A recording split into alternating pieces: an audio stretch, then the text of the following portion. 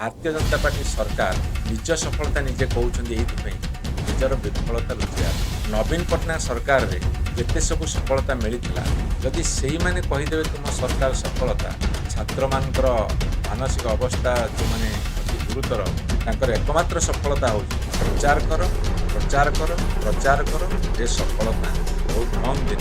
ଗୋଟେ ପ୍ରବାଦ ଅଛି, ଗୋଟେ ପ୍ରବଚନ ଅଛି, ଗୋଟେ ପ୍ରୋଭର୍ବ ଅଛି ଯେ ନିଜ ବାଇଦ ନିଜେ ବଜେଇବ, ନିଜ ଢୋଲ ନିଜେ ପିଟ। ସରକାର ଜନସାଧାରଣ ପାଇଁ କାମ କରିବେ, ରାଜ୍ୟ ପାଇଁ ଦେଶ ପାଇଁ କାମ କେତେ ସଫଳତା ପାଇଛନ୍ତି କେତେ ବିଫଳତା ଲାଭ କରିଛନ୍ତି ତାହା ଜନସାଧାରଣ କହିବେ। କିନ୍ତୁ ଭାରତୀୟ ଜନତା ପାର୍ଟି ସରକାର ନିଜ ସଫଳତା ନିଜେ କହୁଛନ୍ତି ଏଇଥିପାଇଁ ନିଜର ବିଫଳତା ଲୁଚେଇବା ପାଇଁ। ତାଙ୍କ ମନ ଭିତରେ ଭୟ ଅଛି, ତାଙ୍କ ମନ ଭିତରେ ଡର ଅଛି।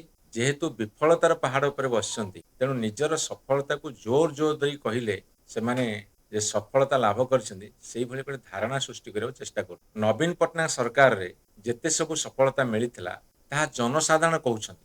ଆଜିକା ଦିନ ଜନସାଧାରଣଙ୍କୁ ପଚାର, ସିଏ ଗୋଟେ ସରକାର ସଫଳତା ବିଫଳତା ସମ୍ପର୍କରେ ଆଲୋଚନା କରିବେ, କହିବେ। ମୁଁ ଭାରତୀୟ ଜନତା ପାର୍ଟିର ବିଫଳତାର ଲମ୍ବା ଫର୍ଦ୍ଦ କହିବାକୁ ଏଠି ଉଚିତ ମନେ କରୁନି ବା ସମୟ ନାହିଁ। କିନ୍ତୁ ଗୋଟିଏ କଥା ସେମାନଙ୍କୁ ଆହ୍ୱାନ ରଖିବି, ସେମାନଙ୍କର ଯେଉଁମାନେ ମୁଖ୍ୟମନ୍ତ୍ରୀ ମନ୍ତ୍ରୀ ଏମଏଲଏ ହେଇଛନ୍ତି ତାଙ୍କ ଘରେ ଯେଉଁମାନେ କାମ କରୁଛନ୍ତି, ତାଙ୍କ ଘରେ କିଏ କୋଉ ଭାବରେ କାମ କରୁଛନ୍ତି ତାଙ୍କୁ ଟିକେ ଡାକିକି ପଚାରିବେ ଆମ ସରକାର ସଫଳତା କ'ଣ। ଯଦି ସେଇମାନେ କହିଦେବେ ତୁମ ସରକାର ସଫଳତା ମୁଁ ଜାଣିବି ତୁମେ ସଫଳତା ଲାଭ।